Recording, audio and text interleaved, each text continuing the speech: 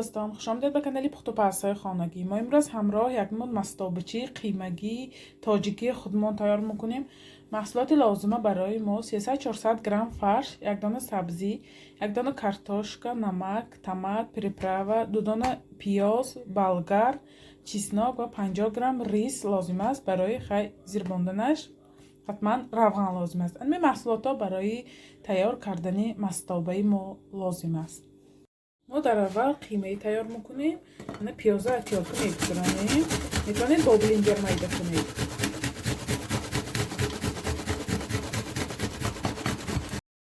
من پیازا میده کردم. فرش میگیریم. فرشمو با پیازی اتیاکی گذارم دیگه. من یک چند نمود پریپراوا نمک پاشیده شروع میخته میکنیم.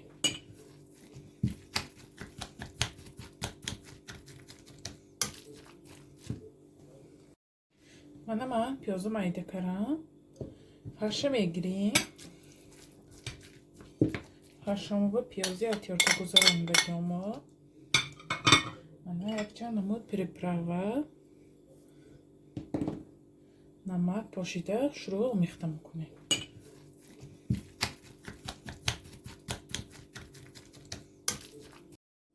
من قیمه چای کلولا کردم.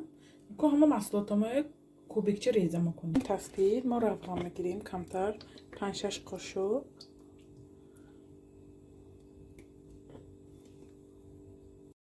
من اول کمتر پیاز سرخ میکنیم.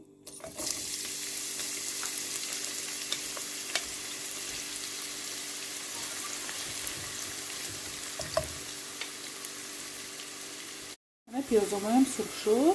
من سبزی همراه میکنیم.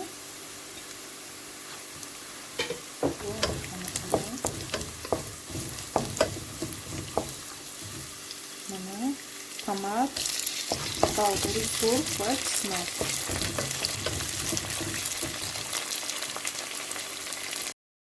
من سبزیامو هم کمتر زیر باندیم. گل کارتوشکا همراه میکنیم. من محصولاتمو 3 دقیقه یا بار دیگه زیر باندیم.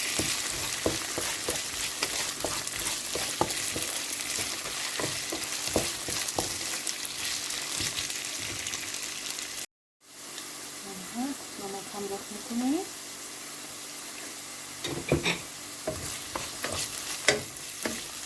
زیر بچه ما کو 1.5 لیتر آب همراه میکنیم.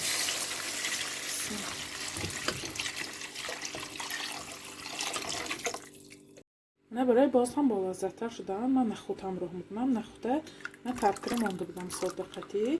من 15-20 دقیقه خوراکی ما میجوشه. خوراکی ما هم جوش برآورد. ما کمتر می کفکاشه میگیریم. من اکنون قیمه چی تیار کردگی ما میاندازیم. بیا خواتر گمقتی گشاده نمیشوم.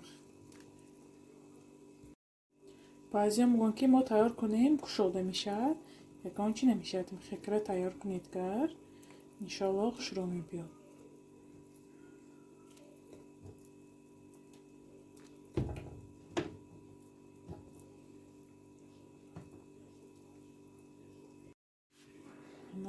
در 15 دقیقه دیگر جوشد. بعد ما برنجش همراه میکنیم.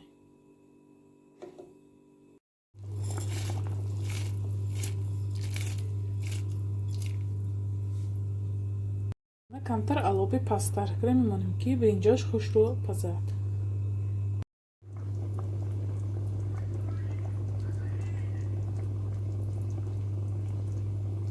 این مستابچه ما هم تیار شد. برنجاش هم خوش رو پو ما که نگاه کنید قیمه هاش خوش رو ایستاده.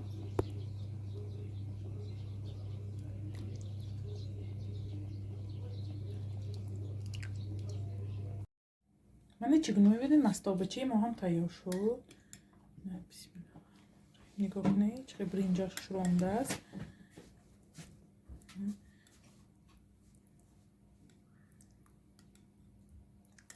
بیاد بوی خوش رو میکنه. خوراکی دوست داشته ما می باشه. شما هم حتما برای نزدیکان خود تیار کنید. کانال ما دستگیری کنید، پادپیسیون کنید یا رو دسته دعوت کنید. انشالله باز با دستگیری شما ویدیوهای بهتر و بهتر میشه. خیر تا ویدیوهای آینده در پناه خدا باشید.